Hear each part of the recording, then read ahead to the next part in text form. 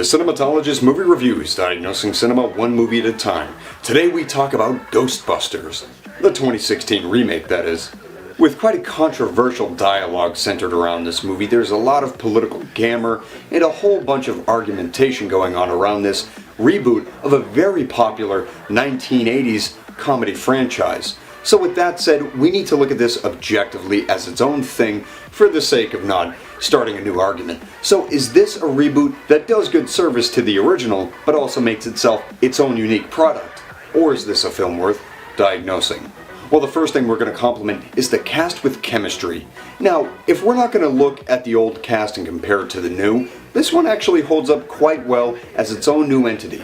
These four female cast members come together and they actually have pretty good chemistry throughout the film. They develop a camaraderie that you totally believe in this film, and luckily there's a lot of different personalities that clash between these four, and that provides for some entertaining moments, and we certainly have to give that credit to the writing staff and to the actors on having some good chemistry throughout this film. The next thing we're going to talk about is the efficient pace. Now, for a movie that's over 2 hours long, that's normal, but a comedy over 2 hours long, that's a little bit daunting. Comedies usually don't measure in about that long, so for an audience member who's a little bit iffy about seeing this movie, the running time is certainly intimidating, but luckily the pacing is done well enough that the moments fly by and that this 2 hours feels more like 90 minutes. And that's certainly a credit to the direction of Paul Feig, the writing, and the editing. So in that sense as well, an efficient pace for a 2+ hour comedy is certainly something to give some kudos to. And the last compliment we're going to give this film is about the comedic characters.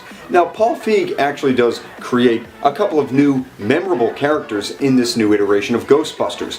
Most notably, Holtzman, played by Kate McKinnon. Now, this is a credit mostly to Kate McKinnon's performance because she has a real mix between Egon Spengler and Dr. Frankenstein. Now, taking Egon Spengler as her mold out of the picture, she still does stand out as quite the kooky and recognizable character. She steals quite a bit of the moments that she's a part of in this film, and it's mostly due to the performance and her wild and bat-crazy personality that Kate McKinnon puts into this role.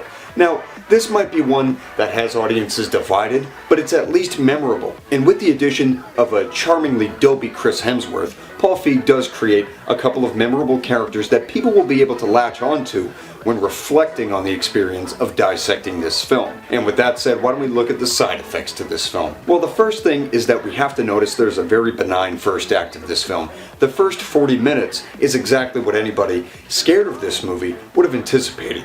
Most of the jokes fall flat, the pacing is a little dry in that opening 40 minutes, and the characters aren't developed well at all.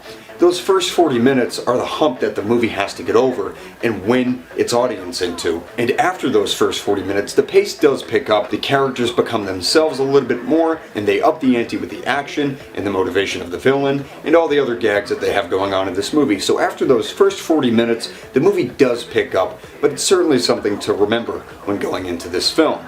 Well, the next side effect we need to talk about is the identity crisis going on with this movie. Now, it's certainly a reboot of a popular old series, but it's trying to be its own thing, and the problem here is that it borrows the plots from the first two films and puts them together into one film. This might be a cause for the long runtime, but it's also something that we can't forgive because if it's going to be its own new thing and be a fresh take from the original film, the first two plots should not be recycled. Now, there's many elements of those two plots that come together, and it's very noticeable if you've seen those first two movies. And it's not even something that's up for debate. I think anybody that actually looks and dissects this film will notice that entities from the first movie and entities from the second movie's narratives are put together to make this kind of super movie, which the reboot is trying to be. Entertaining, maybe, but not efficient enough to give it its own merit as a fresh reboot. And the last side effect we need to assign to this movie is that there is a blatant inferiority complex going on in this film. This film has a very peculiar inferiority complex embedded within, as this new team is clearly put down by every character for no good reason. The new team is repeatedly put down, and this tactic seems to reliant on getting the audience on their side. And additionally, the team is just too perfect throughout the film. They know every answer to every problem almost immediately throughout the film.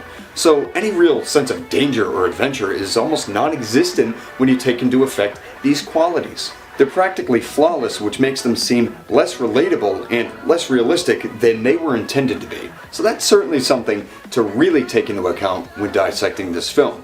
But now it's time for the prognosis. Now, despite the mudslinging controversy from the studios, the directors, angry fans, and whatnot, Ghostbusters is a mostly decent retread of the original two films. The actresses do well, there are a few good laughs, and a couple of good characters from the film to remember.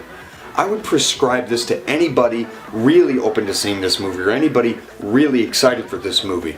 But this is one that isn't necessarily going to win over fans of the old franchise. One can only hope that this brings the property of Ghostbusters back into the mainstream. While not being a great movie per se, this certainly is not the kind of junk food that it could have been compared to the rest of the summer.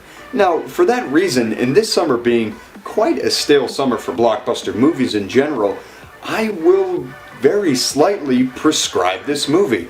Even given my previous inhibitions toward this film, this is certainly not the worst film of the year by any means. Let's face it, 2016 has not been the most nutritious movie year, and Ghostbusters is but a footnote in comparison to some of the other bad or stale movies that have really come out this year. So in that sense, I can recommend it, but only to those interested. This teeters between optional and recommended, but for the case of being a little bit more fair toward the rest of the movie season, I will slightly recommend this despite having my own personal feelings that are kind of conflicting with the narrative that's going on around this film. But the real topic of conversation is what you guys think of this movie. What did you think of the new Ghostbusters reboot, and should they make more of these? Will this bring Ghostbusters back into the mainstream? So comment below and let me know. And if you like this video, subscribe so you can get weekly movie reviews that dissect films and pick out the proper nutrients, prescribe the proper antidotes, and show those that are worth diagnosing. Until next time, I'm the Cinematologist, diagnosing cinema one movie at a time. Thank you for watching.